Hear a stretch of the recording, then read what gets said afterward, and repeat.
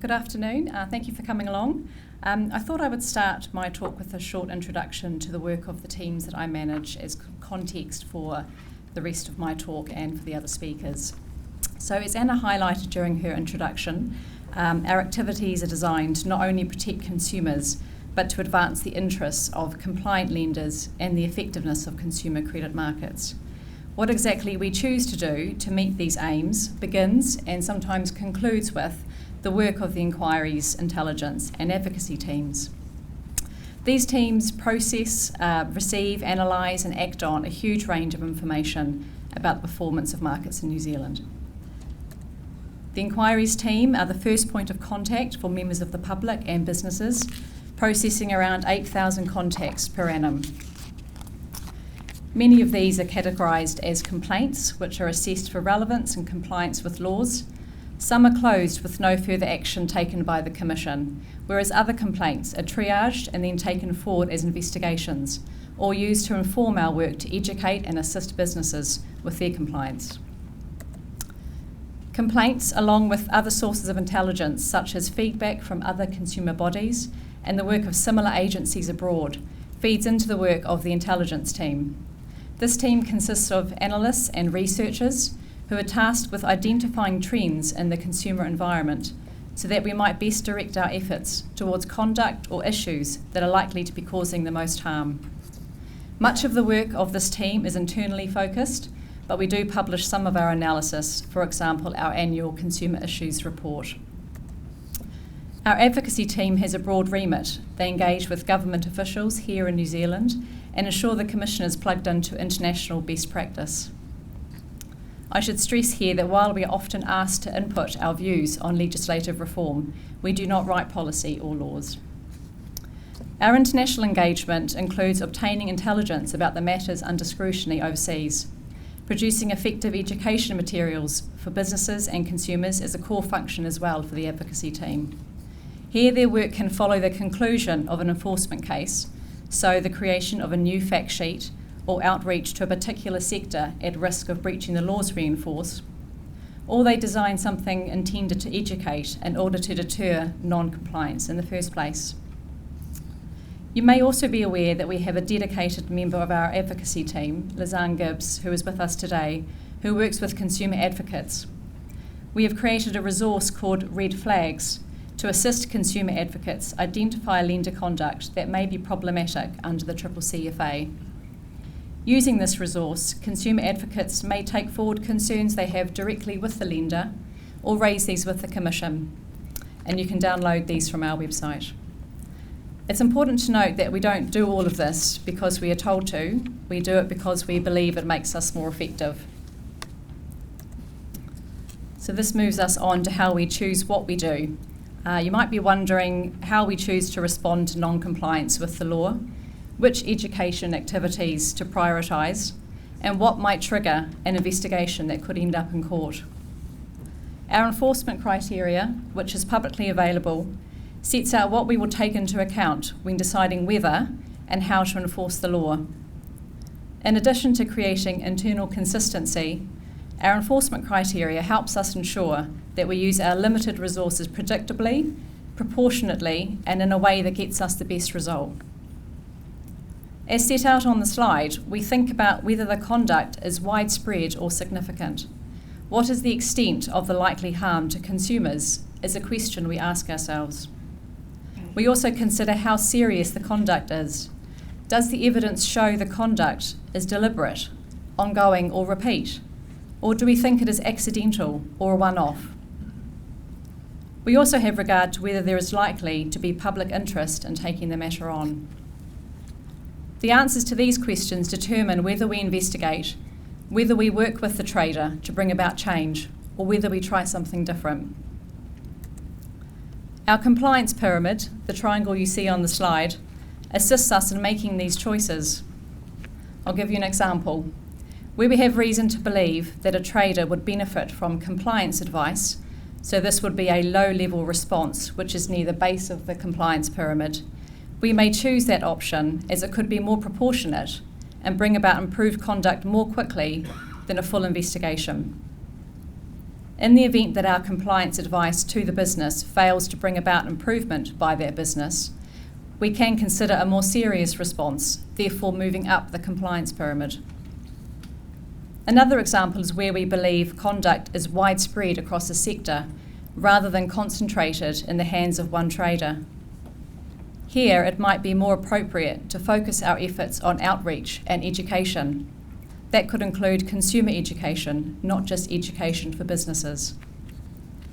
We also carry out a range of proactive work to better understand the issues that have been brought to our attention and to ensure that any enforcement, if this is considered necessary once we know more, targets the right types of conduct and businesses. So we don't just investigate because we have a complaint. For example, in 2016, the Commission looked at high-cost short-term lending, beginning with a targeted questionnaire to lenders operating this lending business model. We were keen to examine, with an open mind, any issues with meeting disclosure obligations and the responsible lending principles. Having carried out that initial work, we identified certain lenders to investigate more closely. Our recent review of lenders' websites is a good example of where we have used a combination of activities from the compliance pyramid. The review looked at whether this group of lenders were likely to be complying with their responsibilities under the CCCFA to display key information prominently and clearly on their websites, such as contract details, interest rates and fees. It was also intended to gather information about lenders' published interest rates and fees to inform the Commission's programme of credit work, such as to help identify lenders who may not be complying with the fee provisions. We have used the findings from this review to both provide information and advice to a group of lenders that were at risk of not complying with the CCCFA. And through our published report, we have been able to reiterate key messages about lenders' obligations under the law. So through our advocacy and our low-level responses, we are giving lenders an opportunity to put things right. But where our enforcement criteria has been met, and we do not believe that compliance will be achieved through voluntary means, we will consider investigating further, and this could result in the outcomes that you see at the top of the pyramid. So to sum up, the compliance pyramid and our enforcement criteria guide our choices, but there are no hard and fast rules. Something that is reflected in the pyramid is the fact that we can achieve a lot with our advocacy and our outreach. There are a number of things that we do to facilitate voluntary compliance. So in addition to our direct engagement with individual traders to help them comply with the law, we also produce a range of materials. This includes guidelines on our website, a link is provided on the slide, video animations, for example our It's All Good series featuring Herman and his auntie, includes a number of episodes that are relevant to consumers engaging with the credit sector. We produce other videos too to cover a range of topics, such as our video, If You Can't Back It Up, Don't Say It. We also produce fact sheets.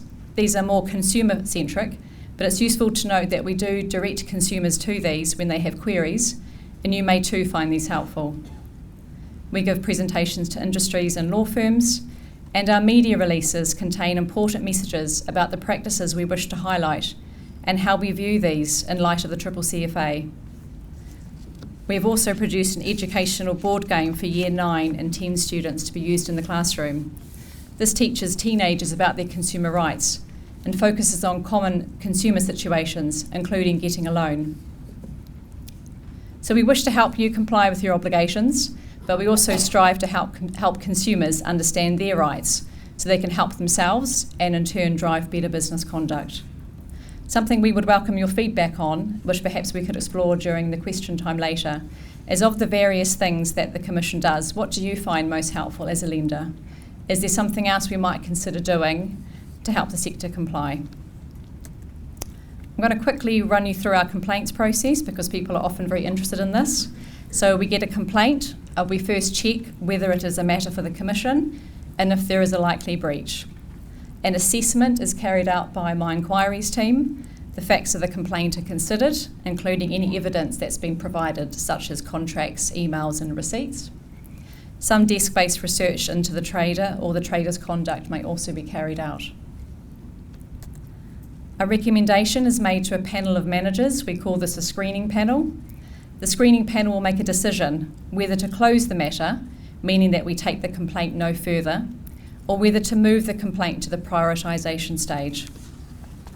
The assessment and the screening decision takes into account the enforcement criteria as set out on my previous slide. As part of the prioritisation stage, we will assess the potential matter against an expanded version of our enforcement criteria. This includes whether the matter falls within our strategic priorities, whether we have taken previous action against the trader, and whether the affected consumers are likely to be vulnerable. But as before, there are no hard and fast rules. This additional criteria provides us with more food for thought and is just a starting point for discussion. We cannot take on all of the matters that reach prioritisation, so it is important that we weigh up the merits of each potential case. I should also stress that if we don't choose to investigate, so we reach the prioritised stage and it is decided that the matter should not move forward to investigation, this does not mean we've decided the law wasn't broken. It is simply that other matters were prioritised higher. We do keep records of our complaints and can search against traders or particular conduct at any stage. So this means that we could decide to reopen a matter in the future.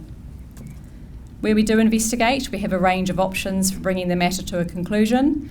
Some investigations result in no further action, information or advice, or perhaps a warning to the business, which could be publicised. For serious conduct, we may choose to prosecute. Across all of this, we consider the resources we have available and our enforcement criteria. Although this talk is not focused particularly on complaints, there's always interest in what consumers complain about. So this slide sets out a few complaint trends for the period April 27 to March 2018. So the most complaints were about lenders' compliance with the responsible lending principles. We did say this was the most complained about lender conduct in our consumer issues report last year. Consumers complained, for example, that lenders have not asked the right questions, assessed their need for a loan or their ability to repay. They also complain that lenders' advertising is not responsible and that lenders do not always treat borrowers reasonably, for instance, when they fall into default. We still receive complaints about disclosure. We highlighted the steady complaints on this in our consumer issues report last year. Complaints cover issues with initial disclosure as well as concerns with ongoing and variation disclosure. And also, finally, borrowers believe that fees or allege that fees are unreasonable or unfair in some way. So this slide sets out which type of credit provider is being complained about. Complaints about finance companies and payday lenders cover responsible lending and fees perceived as unreasonable. Consumers also allege they have had difficulties applying for hardship when dealing with finance companies. Complaints about debt collection and credit services are that fees are perceived as unwarranted or unfair, along with alleged harassment of debtors. We also still get complaints about mobile traders and motor vehicles sales and financing, although there are no particular trends noted here in terms of conduct. So I've reached my final slide. I hope I've given you some insights into how we triage complaints and prioritise our work. There's quite a lot to take in, so I want to leave you with some key messages. So we use all of the information about consumers' experiences from a range of sources to inform our enforcement, compliance and advocacy work. We don't act solely on complaints. Some of our work is proactive and intended to assist lenders with compliance. We exercise our discretion to enforce the law where conduct may be harmful to consumers or systemic. Our investigations are not random.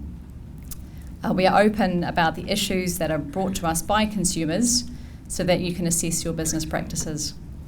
And we'd welcome your feedback on which of our tools you find most helpful and why. So thank you for listening. I'm going to hand over to Tim Barnett from the Trust.